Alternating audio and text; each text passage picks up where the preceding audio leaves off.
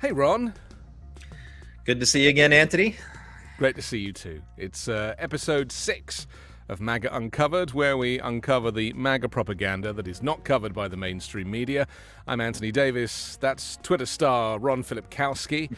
I thought we'd start with the disgraced former President Donald Trump, who's marked a return to the large-scale rallies despite the indictment of his previous presidential campaigns, speaking to a massive crowd gathered in the streets of a small South Carolina city of Pickens last Saturday.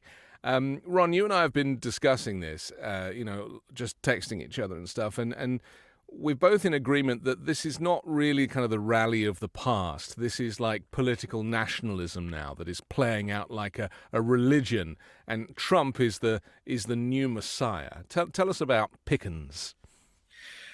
It was a big rally. I mean, there was a big turnout. I sort of get annoyed when people argue about crowd size because, look, we have no shortage of crazy people in this country. So, he's going to draw crowds. And this particular area is Trump country. The surrounding counties went 76% for Trump twice. So he scheduled it here because, number one, South Carolina is an extremely important state for him in the primaries. And number two, he knew he was going to draw a big crowd in this particular area. But yeah, this crowd was especially culty. I'll just be clear, you said culty. Culty. Yeah. Culty. Yeah. We have a video that maybe we should start with that just shows some of the rhetoric going on, because there was some rather hilarious interviews of the crowd. It occurred to me, Ron, that people who support Donald Trump have absolutely no idea why. They're just like rolling with it. But if you really pin them down, they just can't tell you. Let's take a look at some of these clips and have a look. Why are you excited to be here? What made you want to come out? Because I love Trump. What is it that you like about Donald Trump? He only tells the truth. Oh, that's a big thing, right? Telling the truth.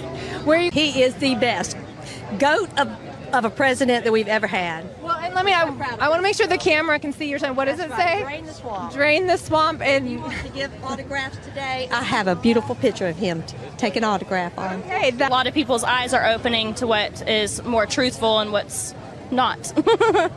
Yeah, absolutely. Truth is a revolution right now, and that's not something that we've had in a long time.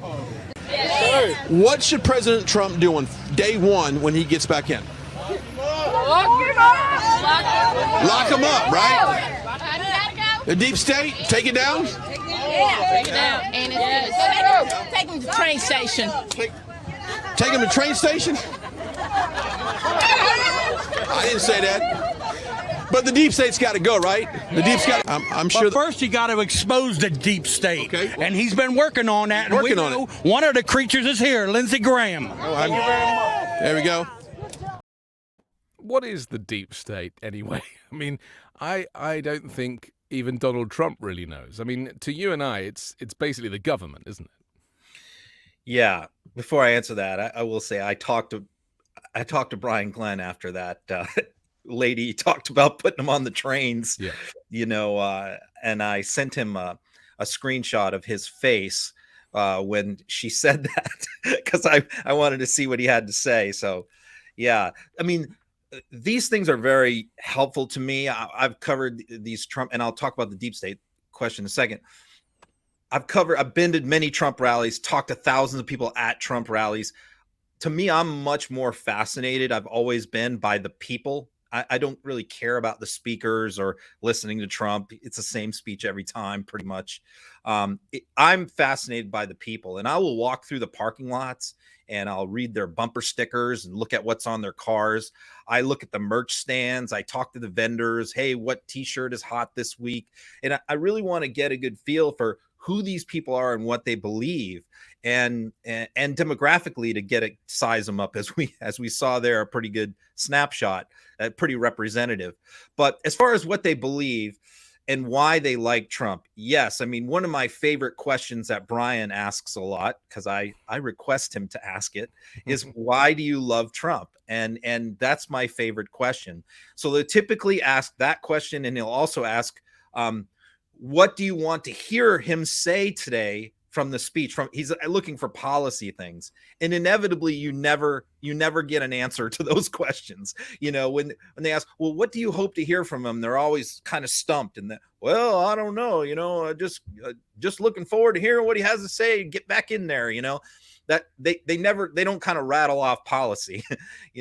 So as far as the deep state goes, look, what they view, the reason why they love Trump is this: they view the government, and you'll hear this term uniparty. They view the Republican Party, the leaders of the Republican Party and the Democratic Party as the same, one and the same. That's why they call them the uniparty.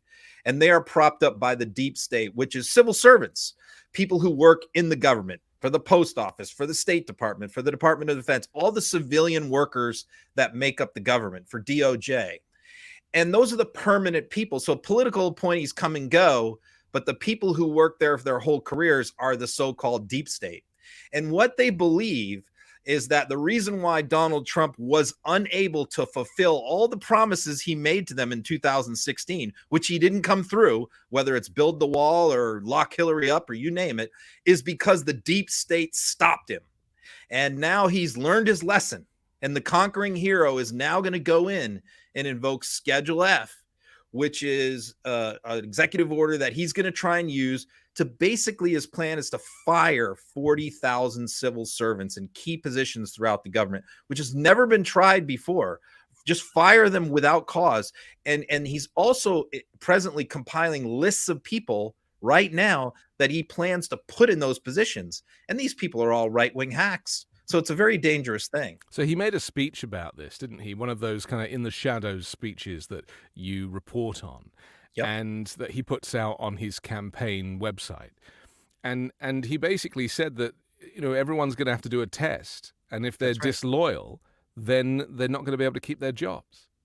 And that's exactly the opposite of what the civil service is supposed to be like. Anybody who's ever worked for a federal agency, when I worked at the U.S. Attorney's Office in Georgia, I mean, we were all sort of hired by the presidential appointee, and we were all supposed to stay out of politics. Our assistants, our secretaries, our paralegals, they were supposed to have no political involvement whatsoever. We didn't talk politics in the office.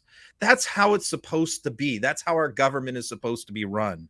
And what Trump wants is, no, he doesn't want people like that. He wants overtly political people in all positions throughout the government, not just political appointees, but career people, which is a very dangerous thing. And what you mentioned, he wants them to take loyalty/patriotism exams in order to keep their jobs, which is probably illegal, but also pretty insane. This is the downside, or one of the many downsides, to having somebody who has held the presidency who has never held any public office before. Yeah. Because they don't understand how the civil service works. They don't understand that kind of inbuilt desire by civil servants to want to do the right thing for the good of the country ahead of politics. And that, people can leave their politics in the reception area and not take it into the office. And he wouldn't know that. So he's upending the whole system because he doesn't have a grasp of what the civil service / deep state is all about. Yeah, and that's one thing we've learned from a lot of people who are left the administration, who are fired or left, and from their memoirs, their books, their TV interviews, what we learned is that Trump was told no hundreds and hundreds of times by these people. He had all kinds of zany, harebrained, crazy ideas. And they kept telling him over and over again, you can't do that. That's not legal. That, president doesn't have that power. The way he looks at the presidency is that every part of the government works for him personally, directly, like Trump Incorporated, that the employees of the government are just like employees of his business. And that's how he ran the Trump organization, right? Yeah, and they have to be loyal to him. It's a family business, and it's like a kind of mafia setup, isn't it? It's the way the mob would run a business. Let's go back to the rally, because Trump has become a pastiche of himself now, right? He's watched himself on TV so many times. He's like impersonating himself, which means he's doubling down on the stuff that he's saying. He's, all the catchphrases and all the, he just like is reveling in this. And the more attention that he gets and the more cheers and support. And this was a very well supported rally, wasn't it? I mean, there was plenty of people there. So it's not like he has a diminishing crowd in that environment. There's plenty of people there. There was one person, though, who did not get the kind of reception that Trump got. Tell us about Lindsey Graham.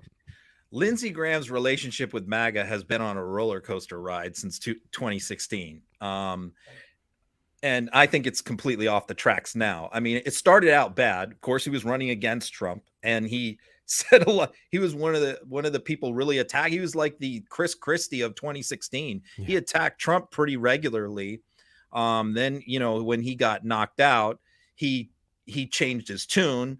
Although he was backing some other people at first, but then he got behind Trump, changed his tune, then spent the entire 4 years of the Trump administration doing everything he could to ingratiate himself with Trump and MAGA, was the point man for getting his 3 Supreme Court justices through. So I think little by little, he sort of earned his way back into the good graces of Trump and MAGA, and they kind of started to accept him.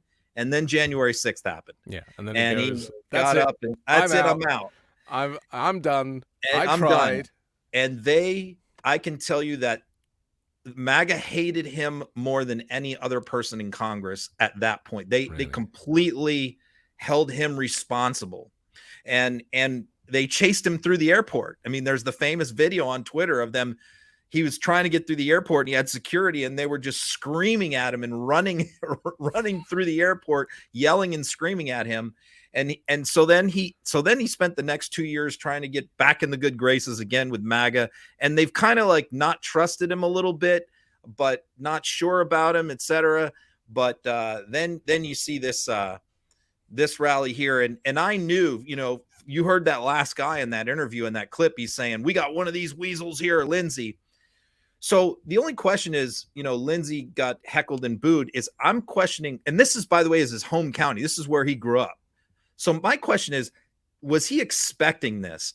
I kind of tend to think he wasn't, because he seemed a little taken aback and surprised, and he didn't really have a good way to handle it other than, just get booed off stage. He was trying to ingratiate himself by saying, I was born here and I love Trump. It was like he was literally like running out of things to spin to try and get the audience on his side. It really was a kind of last act of a desperate man. Here's the clip. God bless America.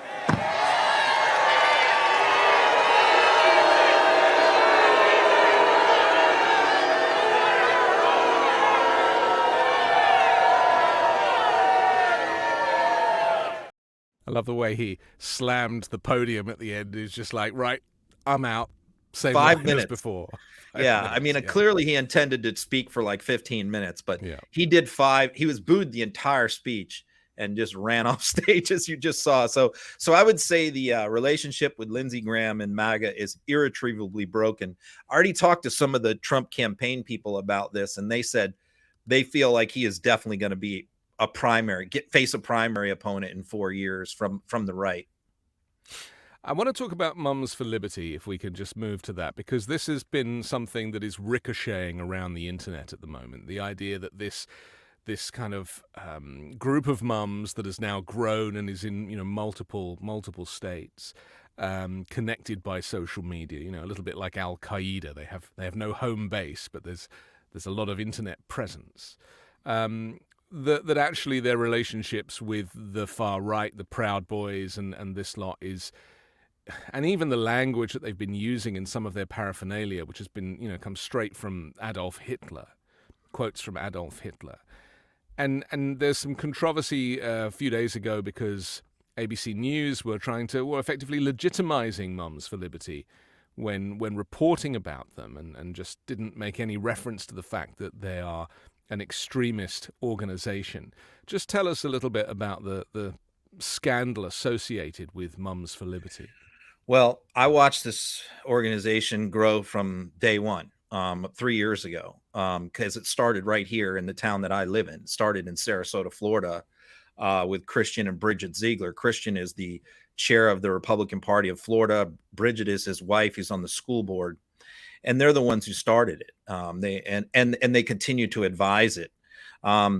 This is not the propaganda that they want you to believe is that this group formed organically, and it formed organically out of COVID, and that this is what they claim, and this is all lies. That what happened was moms were watching kids being getting virtual education at home. They were overhearing the lessons for the first time, and they were shocked to hear all this horrible stuff that kids were learning about sex and CRT and all this terrible stuff. Trans, that stuff. And that woke up yeah. the mama bears, right? Yeah. This is all a lie. It's a lie because I watched it form, and how it formed. It really started with Chris Rufo and his gang of people who, and I've saw their original memos and their outlines of their plan. And the overarching plan here with Moms for, and by the way, a huge percentage, if not 80 or 90% of Moms for Liberty have no kids in the public school system. Yeah. They either homeschool their kids, they're in charter schools, religious schools. The Ziegler's kids are in private schools. I mean, what they want is they want to destroy the public school system. What they want is the tax dollars to go to homeschooling parents, to go to religious charter schools, religious private schools. And this group is organized to tear down the public school system at the school board level across the country by putting their people in positions of influence in school boards and then redirecting funds into charter schools. And they want to take a test case to the Supreme Court, which I expect to happen out of Oklahoma, because Oklahoma just became the first state to send tax dollars to a Catholic school. And that case is clearly unconstitutional. The Attorney General of Oklahoma, who is a Republican, says it's unconstitutional. So that he's going to challenge it. It's going to go up to the Supreme Court. And who knows what the Supreme Court is going to do? Because if the Supreme Court rules that local governments can start sending tax dollars to homeschoolers and to private schools, religious schools, well, that's the beginning of the end of the public schools. But they will, Ron. They will. I mean, it really surprises me that people seem so shocked at how this far-right Christian nationalist Supreme Court is making all of these rulings, 3 in the last week, that is the opposite of democracy, the opposite of fairness and equality. Everything that goes to the Supreme Court is going to end up being ruled in favor of the Christian nationalists. And, I want to be clear, because someone picked me up on this last time. They were like, what have you got against Christians? We've got nothing against Christians. Christian nationalism is an extremist form of religious fundamentalism. And it's just not part of the kind of normal, what you would consider normal worship. It's extremism, and it's no different to the type of extremism that you might have a problem with that takes place, say, in the Middle East. It's imposing your Christian beliefs on others who do. I'm Christian. My wife is the children's director at a evangelical church. Okay, so I'm not an anti-Christian guy. It's just that, Christian nationalism is imposing your Christian worldview on the military, on the public school system, on the government, and that's what we have never been about as a country. But that could change. You just said I expect the U.S. Supreme Court to make more rulings next year, rolling some of these separation of church and state things back. I mean, all of them. That's the way I see it now. I'm just of the view that we're always a little too optimistic. They'll do the right thing. Well, who are you talking about? Who's going to do the right thing? Clarence Thomas? I mean, give me a break. Let's just have a look at one of the tweets that you reposted this week. Tell us about this. Yeah, so this is the controversy over the Hitler quote. That one of the Moms for Liberty chapters quoted Hitler on the top of their newsletter. So they have their big annual meeting, by the way, which was this past weekend. And what was really huge about this was every single presidential candidate, just about, I think almost everyone, including Trump and DeSantis, spoke at this conference. So that shows the clout that they're gaining on the right. And Ziegler, who's here, the chair of the Republican Party of Florida, shows up. And in addressing the controversy over the Hitler quote, he said, don't apologize. Never apologize for everything. I think apologizing makes you weak. The axis of this is that is the personal philosophy of Roy Cohn, Trump's mentor and attorney, who also was an attorney for Joseph McCarthy and the McCarthy Commission. That is his philosophy on life. That went to Donald Trump, which is now gone to Christian Ziegler, which is now infecting Moms for Liberty, which is, you just quoted Hitler, you got called out by the whole country. Don't apologize, never apologize. That's a sign of weakness. It's not a sign of weakness. It's a sign of being human. ABC News put out a tweet with a photograph of these two Mums for Liberty, said, Mums for Liberty are fired up in Philadelphia. And, you know, there's an image of these two mums, one at the podium behind a backdrop of the Bill of Rights. And ABC News wrote, these mums call themselves joyful warriors, but they're mad at teachers, principals, and the president, and they're fighting back. Ron, this is a mainstream news organization that is owned by Disney that is not flagging the fact that Mums for Liberty are an extremist, anti-freedom organization.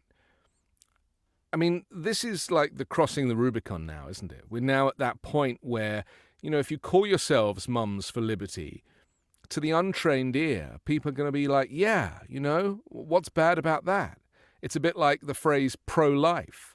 You know, it's not pro-life, it's anti-abortion. But, you know, by rebranding it pro-life, some people who don't hold those views are more able to get on board. I mean, now that the mainstream media is embracing these types of organizations, what does that say about America slipping into this kind of extremist space? Well, I mean, you know my position. I believe that these things need to be covered, but they need to be covered right. Yeah. And it just shows the fundamental lack of understanding by whoever did that story. And I did see the story, but I don't remember who wrote it, about really the underpinnings of these groups and who they are. And the basis of it is these groups are, like you said, they're conjured up by the internet. We're a big country. We're 330 million people. You can always find isolated incidents, as we talked about with pride parades or the George Floyd, the BLM. You can always find crime incidents and loop them and blow it up into something bigger than really it is. So you can always find a textbook here or a textbook there with some sexualized stuff or racy stuff. You can always find a teacher who maybe went a little too far with their comments in the classroom. And they just blow this up like it's some kind of epidemic in our public school system. But when you go to these people and you say to them, as I do frequently, tell me one school in your local area where CRT is being taught or where they're grooming children. Name a school, and they will inevitably say, well, we don't really have any here, but I hear it's going on in other places. You know, that's the common response. This is, it's a pox that is really kind of working its way through America, that unless people like yourself stand up and shout, loud enough, that it will kind of infiltrate all areas of the media, and it will have less of a, extremism is only extremism if you take the position of having a moral compass and of being, a moderate person. And then you can see that extremism is extremism. But I fear that kind of moderation is being blurred in American society, and people don't really know what to think. Well, that's why I put on my Twitter bio that I'm the chair of the Normal Caucus, because I try to think that I try to represent those people in the middle of the country, and the silent middle, I call them, because there is this huge, part of the Republican Party, I would say 40-50%, who's not online. They're not on social media. They don't watch Fox. They're just going about their daily lives and, coaching their kids' little league teams and things like that. So they only start paying attention come closer to elections. So yes, really what the whole purpose of what I try to do with social media and this show and other platforms is to try and show those specific voters. They're really my target audience, to show those specific voters this is what MAGA is. This is the movement that has taken over your party. This is what they are. This is what they believe. Do you really want to be associated and affiliated with these people?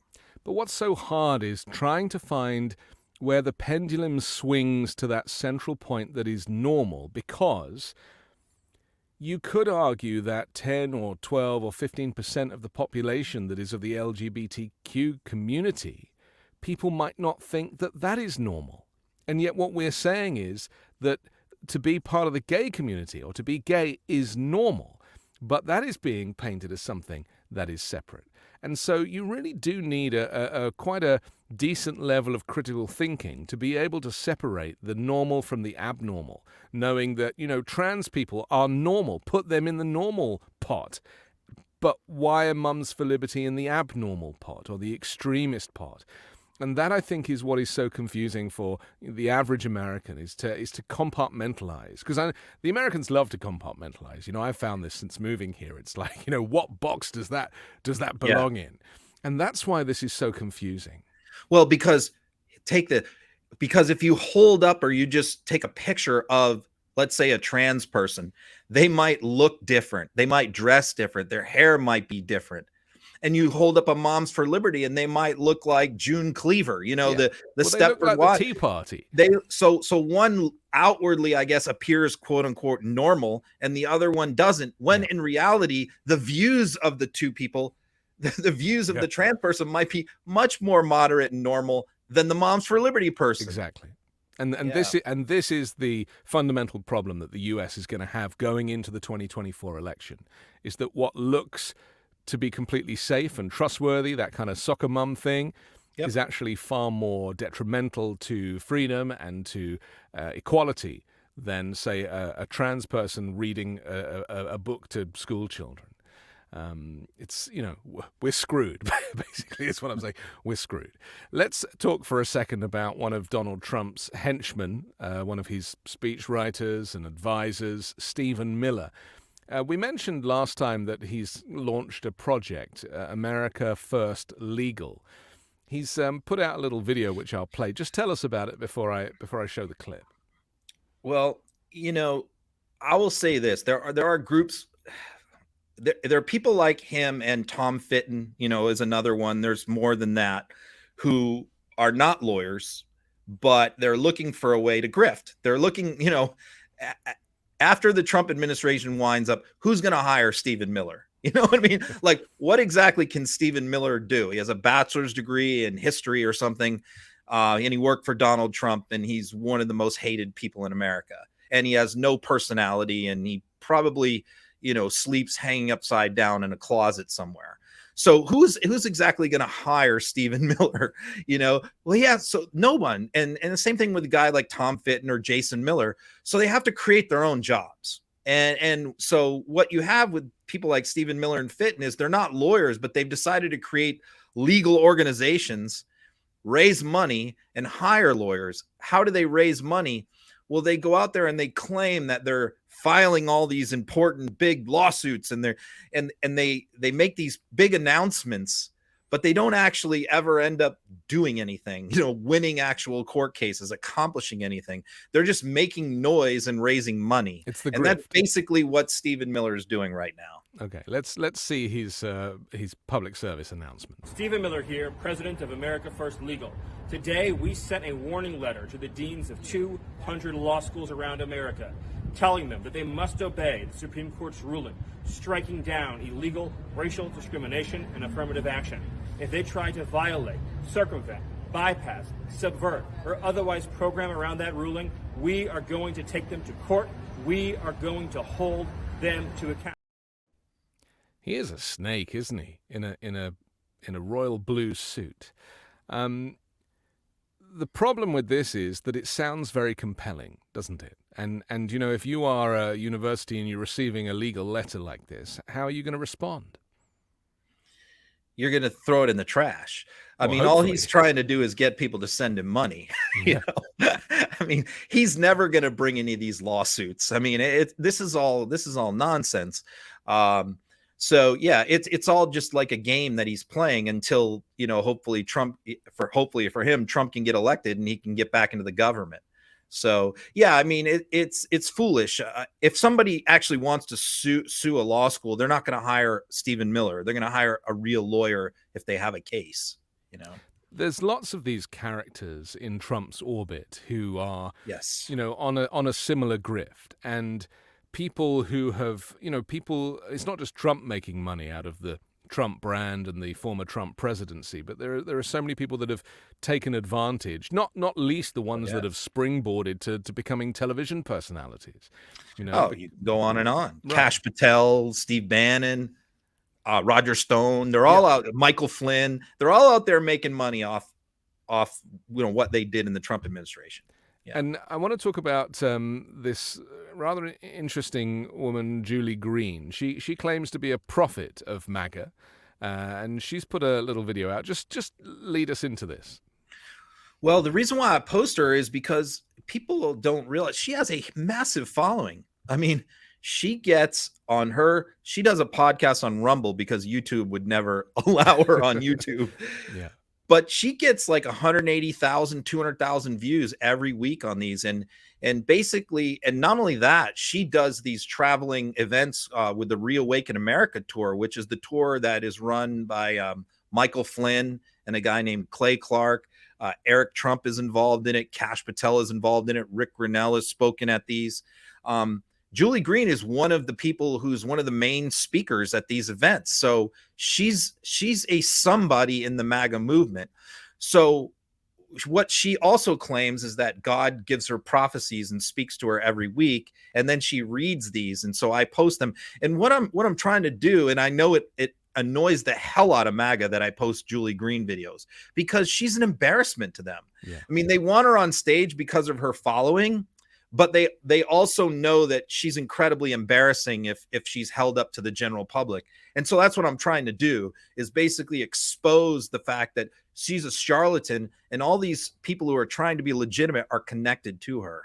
She kind of talks in tongues. It's really interesting. Here she is. I told you, my children, don't worry about the things that you see, because the things that you see are temporary. What they are trying to do to your rightful president, that's a laughing matter.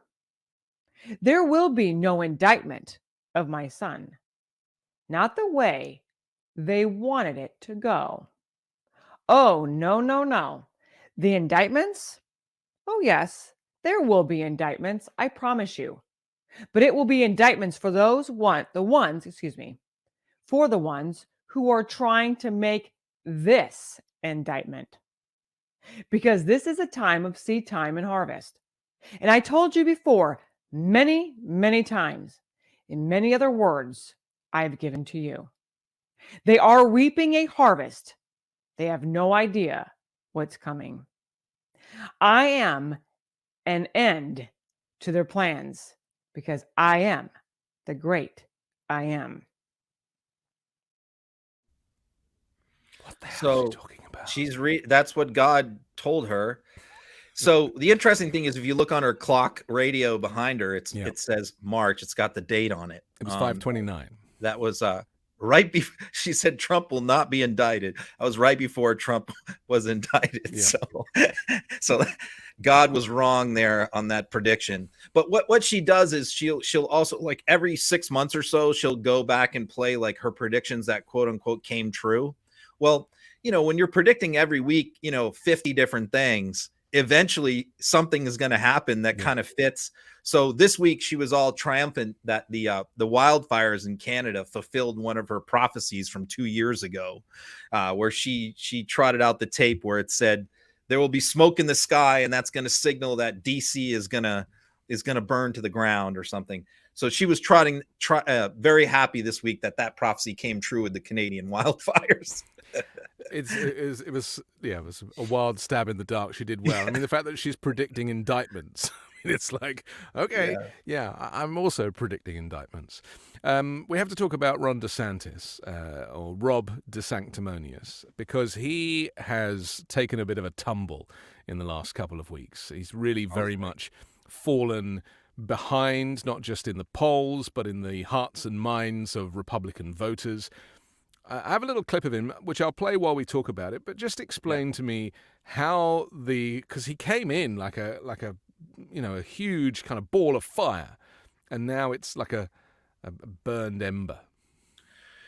I was talking to somebody with the Trump campaign yesterday about this. We were going back and forth all day about where he went wrong here, and I think the consensus that we came is he eased into this. What he needed to do when you're the underdog and you're taking on the champ, you're taking on the incumbent. You've got to come out swinging, all guns blazing, ad buys, rallies. You got all kinds of stuff planned.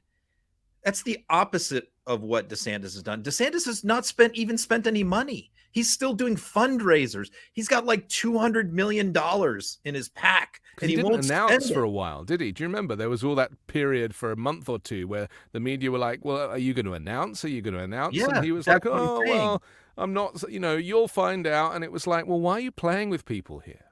You have to go in big, all in, or not. And he was pussyfooting around, tiptoeing around it. Yeah. In the meantime, Trump is hammering him every single day, doing ads. And so I think that was DeSantis's big mistake, as far aside from him being a terrible candidate with a terrible plan. When I say his plan, I mean his whole messaging that he took into this campaign is so dumb, which is, to brag about how great Florida is. And say Florida is just wonderful. I mean, he goes into these living rooms in Iowa or these small events in New Hampshire, and he's talking about how great Florida is. These people don't want to hear that. If they thought Florida was great, they would move here. They like where they live, but he can't. He's hardly ever even been outside of Florida. He only knows Florida. The other problem was that his message was far too extreme for these other places. And he didn't really consider that there are more moderate views outside of Florida. And while he might have convinced Floridians to become extremists and have far-right views, it's going to take a whole lot more to convince everybody else. Go on, just before I play the video. What he did was he convinced 1 million right-wingers to move to Florida during his first term. And that's why he won so big. But, those other states are not like what the demographics are here. So he's put out this video to kind of rubbish Trump, which in the process is maybe too extreme for even many Republicans. We don't have the audio of it, but we do have the video for legal reasons. But just explain what it is that he's done with this video. Well, this is to try and show that Trump is pro-gay, is pro-LGBTQ. And what they're doing is, and Trump has always courted the gay. Trump wants two things from the gay community: their votes and their money. Mostly the second part, their money, which is why he hosts the Log Cabin Republicans. That's Lady MAGA, by the way, who I've debated, which is a drag queen. He goes by he, uses the pronouns he, but is a drag queen that shows up at different MAGA events. So what he's trying to do here with this video is show that, Trump is pro-gay. And, and first of all, the ad is very cringy. But second of all, what exactly are you trying to say is wrong with that? I mean, it's not like Trump is trumpeting gay rights. The only thing this video is saying is that Trump sometimes, is fine with being seen around gay people. And, Trump had Rick Grinnell in his cabinet as well and appointed as an ambassador. So this ad was just a terrible idea. It was done by, I think, Christina Pushaw, who's his social media director. And it may cost her job because there's been such tremendous backlash from Republicans, not from Democrats, from Republicans about that ad, saying it was just really nasty and mean-spirited. Well, it may cost him the presidency or certainly the primary because, I think this goes back to that conversation about where the pendulum swings and where is that kind of normal. And I do believe that, for all of the extremism in the MAGA brigade, there are still Republicans who understand that to be gay is normal and that they have gay friends and family and they may be gay themselves, even if they're not out. And this is something that, what happens in reality versus this kind of parallel universe that are two very different things. And unfortunately, what DeSantis did is he chose the wrong one. He chose the parallel universe. He didn't choose the reality. He fell for it. He fell for his own marketing.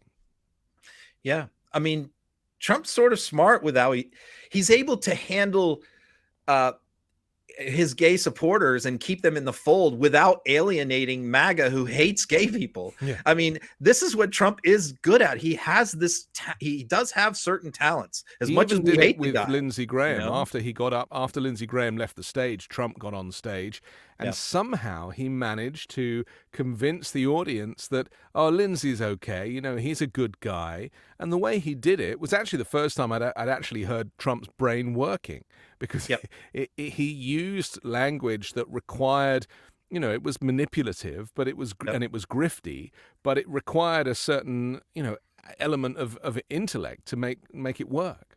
Well, he read his crowd, and that's what he does. That's why I say, like, the base sort of, it's a push-pull. It's not Trump giving edicts to the base. Sometimes the base gives edicts to Trump, and he does pay attention, and he does read the room.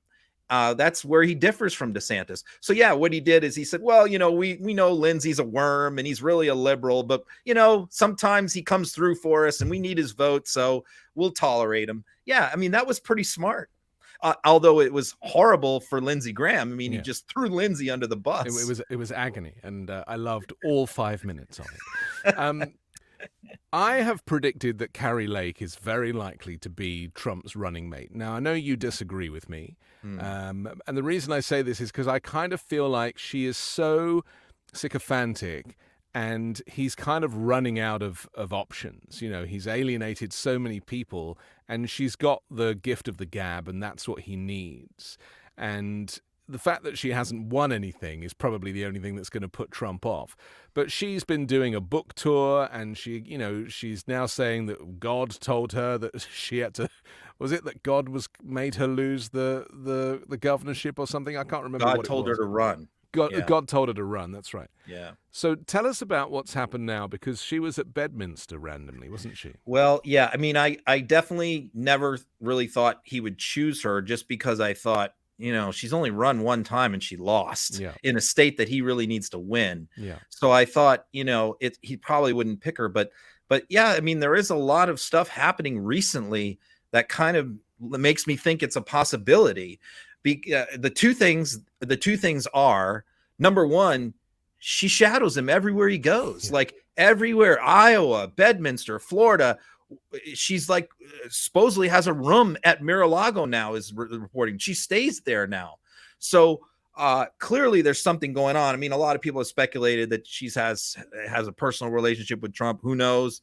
But, we do know that she is definitely like intertwined with him. And I've noticed, by the way, Marjorie Taylor Greene, who wants that role, there's some jealousy developing there, I've noticed. So that's one thing that makes me indicate, why is Carrie Lake spending so much time with Trump, traveling around? And number two, she hasn't declared for Senate.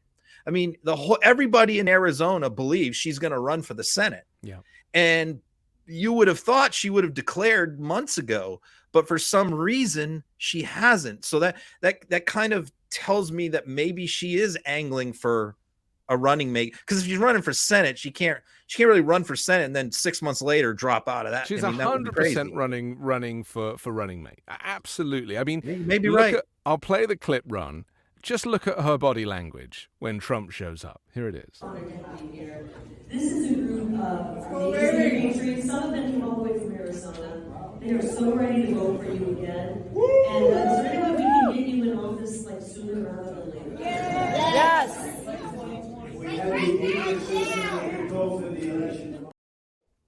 You know what else? She's masterful at working Trump. She knows exactly how to work and manipulate Trump. Yeah. And you can see it. If you have a keen eye, you can really see the way she tries to get his gaze, like to capture him. I think she's trying to make him fall in love with her, so it becomes a kind of romantic connection or something, because it's weird. There's definitely some weirdness there. I mean, maybe she does think he is the Messiah. Maybe there is a kind of, maybe God's told her to look at him like that. We have to look at her journey. I mean, 6-7 years ago, she was a Buddhist who voted for Obama, or I guess 10 years ago. And here we are with, so she's done now she's born again Christian MAGA. So quite the evolution there. I mean, what was the? She said a friend took her to a fundamentalist church service one day, and she said God spoke to her, and she saw the light, and she realized that everything she was doing was wrong, and everything she thought was wrong, and here she is. She's been radicalized, basically. I mean, that's what it is, and she is convinced of it, and she craves power. You can see it. She's like if you had to do a baddie in a Marvel movie or something, you could put Carrie Lake in that role. I find her completely fascinating, and terrifying at the same time. And also, people that have worked in television and know how to use the TV and use cameras and communicate down the barrel of the lens, that really is a skill, and she has all those skills. There have been many people come along that tried to become Trump, and tried to copy Trump. Whether Josh Hawley is a good example, DeSantis is another, who try to copy his mannerisms, the way he speak, his messaging. She is the only one that seems to be pulling it off. Yeah. She really has sort of recreated a female version of Trump. It's fascinating. Let's talk about another female version of Trump, Mike Pence. Wow, the whitest man you in said America. That. I'm not endorsing that.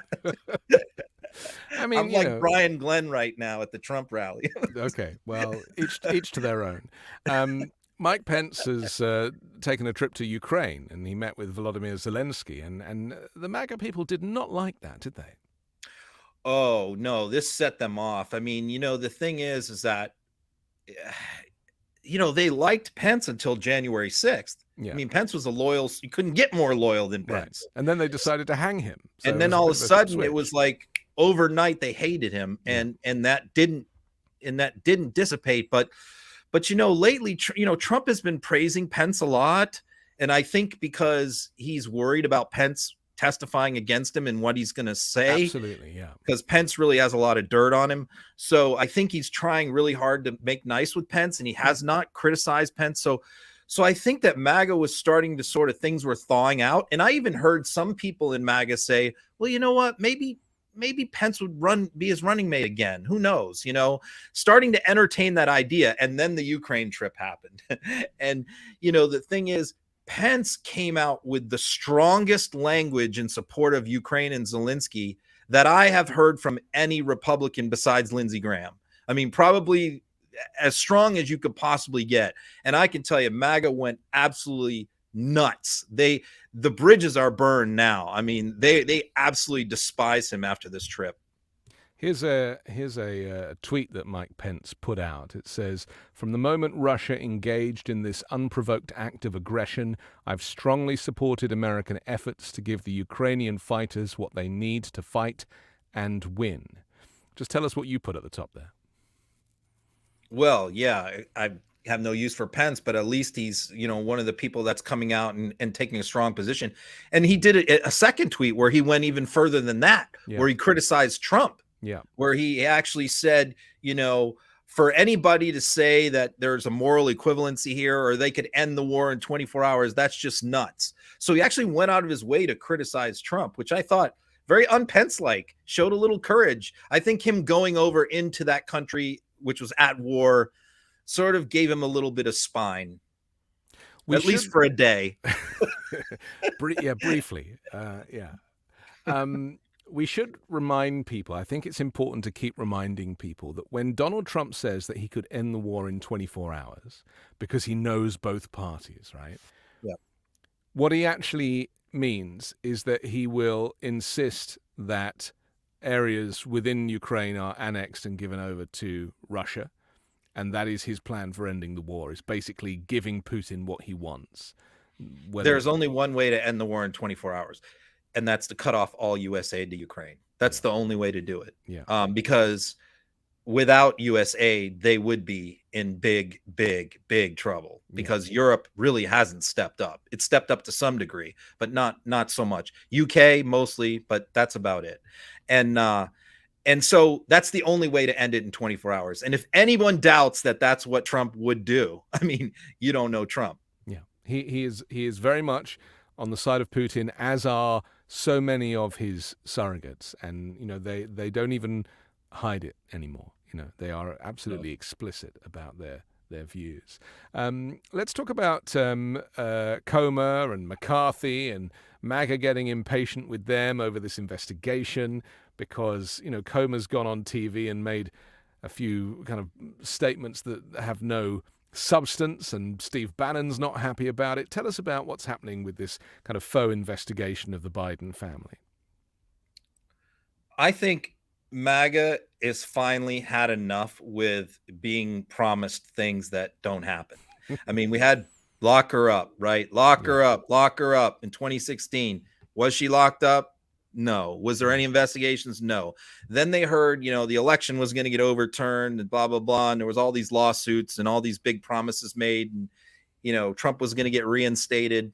Never happened. None of that happened either. So then for the last year, Comer has been, and I've documented this, Comer has been doing interviews saying, when we get in there, we've got all this proof. We've got the goods. Yeah. And as soon as we get in there, these people are all going to swing. You know, they're all going to be indicted.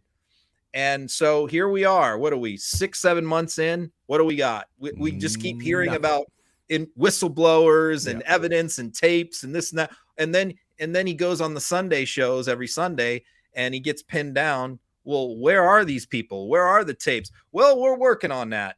And so, yeah, I posted a clip where Bannon basically just blew his top and just had enough after the most recent incompetent James Comer interview. He's just like, man, you guys are idiots. You don't know what you're doing. You know, he just kind of lost it. And I thought it was pretty funny. To June, telling me what you're going to do. You've got Comer, you've got the power. And also, Comer, when you show up on a Ducey show this morning, the guy's lighting you up. When he asked you a question, you talked about 6 things. What are they? What's the crime? What are they? Your staff has to have you ready. You can't sit there, ba-dee, ba-dee, ba-dee, ba-dee, ba-dee, ba-dee, ba-dee, ba-dee. Boom, boom, boom, boom, boom. Here's what it is. Here's the date. Boom. January 15th, they took money. Here's a wire transfer. His staff's got to get him up to speed. Don't think because you're going in Fox, it's going to be a friendly interview. They're part of the problem. Hannity may throw you a softball, but you go in this morning, Ducey just asked you, okay, where's the crime? Tell me what you got. You got to go, well, that's what we're going to go figure out. No. If you're going to make these allegations, boom, it was on this date, the money transferred, this is the policy they did, boom, this is how CCP did, boom, this is what they did, boom, this is what they did. It's simple. Take your number 2 pencil out and write it down. Hey, how about this? Get a staff. Hire some outside people. Let's see some of these great people in town that know this stuff backwards and forwards. Why are they not on your staffs? The reason is you're not serious. It's all performative. Boom, Ron. I mean, he's right. He's totally right. And he knows what he's talking about. As much as we hate to admit it, Bannon does have a clear vision. He's a very good political operator and, you know, consultant. And, you know, he devised the whole kind of MAGA movement, really, didn't he? Gave Donald Trump that platform initially, create as much chaos as possible, confuse people, information overload, wanted to bring down the establishment. He first was the person who kind of coined the swamp phrase. So, you know, I mean, he should be in prison, obviously, for embellishing funds, but somehow he's not, and somehow he has a podcast, and so the MAGA people are now turning on each other. Yeah, and I want to go to McCarthy too, but let me just talk about Bannon, because people ask me this all the time on social media. Why is Bannon not in jail? Yeah. So yes, his he was allowed to stay the imposition of his 6-month jail sentence. I think he got 6 months. Stay the imposition of that jail sentence pending his appeal. His appeal is garbage. You know, it's never going to work. So yeah, that's pretty unusual. Most people do not get to stay the imposition of their sentence pending appeal. It's very rare. So once again, they're always complaining about how unfair the justice system is, but 99% of defendants do not get to stay out of jail while their appeal's going on. Yeah. So he's white and he's wealthy. That takes time. And he's privileged. Yeah. I mean, appeals take 9 months, a year, whatever. So it's it's been about 6 months. So it's the sands in his hourglass are running out. And by the way, I don't mind delays that bring us closer to the election, because when people like him and Trump go to jail in like February 2024, that's even better than them going to jail now, because the plan B option is not going to be in place that late in the game for these people in terms of being able to go to an alternative. So that's as far as Bannon goes. McCarthy has the same problem. I mean, McCarthy, to get elected speaker, promised all of these nutcases all this stuff that he was going to let them do, the impeachments, of this person and that person. So he doesn't want to have these impeachments thing come to the floor. He doesn't want all this nutty stuff to happen. But he's got a problem. The children in his caucus are threatening him, threatening to remove him as speaker. So he's also in a difficult position, because he wants to hold the House. He's got a tiny majority, and he knows that if he does this crazy stuff that these people want him to do, he's going to lose the House. So how does he manage these crazy wingnuts and still hold the House? I don't know what the answer is for him. There is a hope that a lot of the kind of independent voters or undecided voters are going to vote for stability in Joe Biden rather than chaos in MAGA Republicans and the state of the U.S. House with Kevin McCarthy at the head. What are the chances of people, because historically I know this has happened in the U.S. before, people who just want calm, even if it goes against their political ideology. I mean, how many Republicans are likely to vote for Biden, even if they don't tell their friends and family, just do it quietly in the polling place, because they don't want to be surrounded by this constant insanity? And Americans also have traditionally liked divided government. It's kind of strange. I mean, that's why presidents always in their first midterms of their initial term always do badly, is because Americans tend to like the separation of powers and divided government. If one party holds the House and the presidency, they like to have the Senate in the hands of the other party.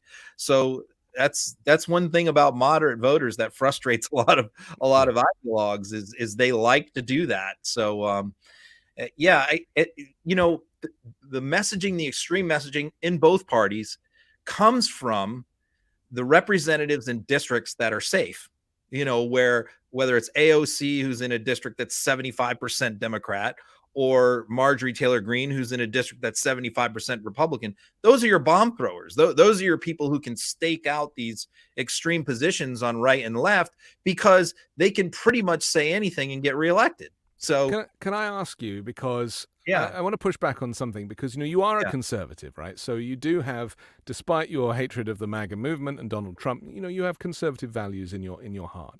True. And you said last week and just now, extremism on both sides. Yeah. What is, to you, a Democrat, an extremist Democrat view? Just explain to me, because I come from Europe, which is a pretty liberal place, right? So I don't see anything that is I would consider extreme here in the U.S. coming out of the mouths of Democrats, whether it be Alexandria Ocasio-Cortez or anybody else. But what chimes with you as being extreme on the left? Well, I think it's much less dangerous in my view. The as far as the far left people. But what is it? What is the far left? Well, okay, let's just say taxation, regulations on businesses, foreign policy, wanting to be more isolationist. In some ways, the far left has similar positions to the far right in terms of defense spending. Like I said, making the percentage, the tax base higher. But it's only from the millionaires in crime, and the billionaires. It's in not crime, from the regular crime people. too. Cashless bail. lessening penalties in the criminal justice system for violent crimes. There's a whole host of positions. We could take them one by one that I think are pretty outside the mainstream that some people in the far left take.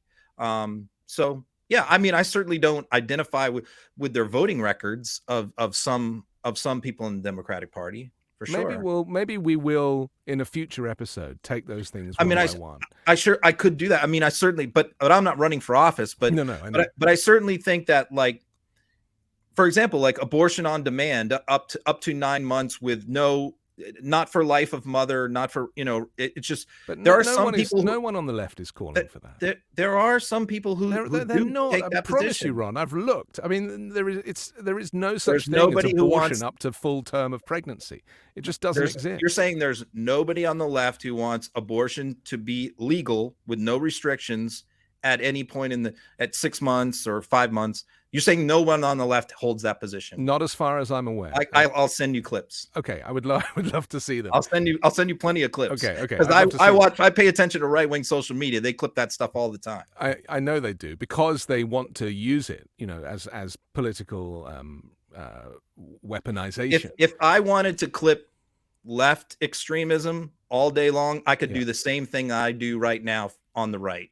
Okay. Well, I do genuinely want to devote some of a future episode to this, because, I recognize that your view as a conservative is as important as anybody else's. And I'm very much sitting on the fence politically, but I have a European perspective, and that is that I don't see, like the Green New Deal, I always use as an example. Well, those are examples, yeah. But there's nothing extreme about that. It's just normal for the rest of the world.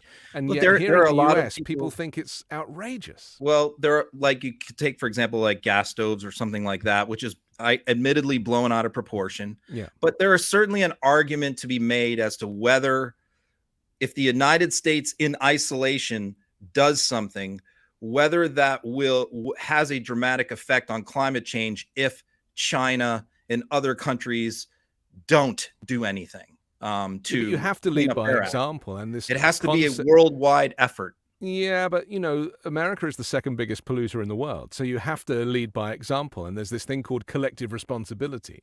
And in Europe, most of the stoves that are sold now have an electric element on them. And I mean, I found out the other day that having a gas stove, you're burning methane in your own house. You're effectively gassing yourself. Like, who would want that? So, there is a legitimate argument for a lot of these points. And I want to look at it together with you, because I find it fascinating. Finally, we don't have much time, but I want to talk about this last thing with Lauren Boebert and Tuberville, talking about taking credit basically for Biden's Biden's policies. Tell us about this. Yeah, and you always get the same response from them. This is a common trick, and it's great that the administration and the Democratic Party are finally, really calling them out on this stuff. But the Biden administration is really good about doing this, which is, this is an old hat Republican tactic, which is to vote against a spending bill. But then when a certain part of the spending bill benefits their district, they want to claim credit for that. They want to be at the ribbon cutting ceremony and all of that. So, and of course, their explanation is always the same, which is the old saying, another man's or another congressman's pork is the other person's, critical need for their district. Right. So, yes, I mean, Boebert will love something happening in her district, that some kind of funding that she voted against, but decries every project in everybody else's district as wasteful spending. So that's always the argument is, well, I would have voted for that one thing which benefited my district, but I didn't like all the other stuff that was in the bill. Well, let me read democracy works. The tweet that's on the screen for those who are listening on the podcast. It says, an Amtrak passenger train just derailed in California. 2 weeks ago, a highway collapsed in Philadelphia. Stuff like this is going on constantly in America. We're sending our money all over the world, but our own country is falling down around us. That's what Lauren Boebert posted. And you wrote at the top, she voted against the infrastructure bill. Yeah, so then they always come back and go, well, the infrastructure bill didn't have a lot of infrastructure in it. And then what I always say is, okay, tell me about Donald Trump's infrastructure bill. What was in that? Yeah. Because he never proposed anything. Well, it was always infrastructure week.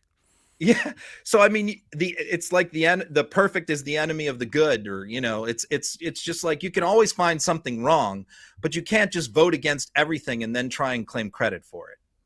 Okay, we have to finish, but another very exciting episode of MAGA Uncovered. Ron, you are a great friend, and I'm very thrilled that we get to sit in separate boxes in our own space and share this hour together. I'm Anthony Davis. Don't forget to follow us both on Twitter. I'm the Anthony Davis, and he is Ron Filipkowski, because nobody else got that name. You can catch me every day on the 5 Minute News podcast, and on Sunday hosting the weekend show here on the Midas Media Network. We'll be back next time at the same time here with MeidasTouch.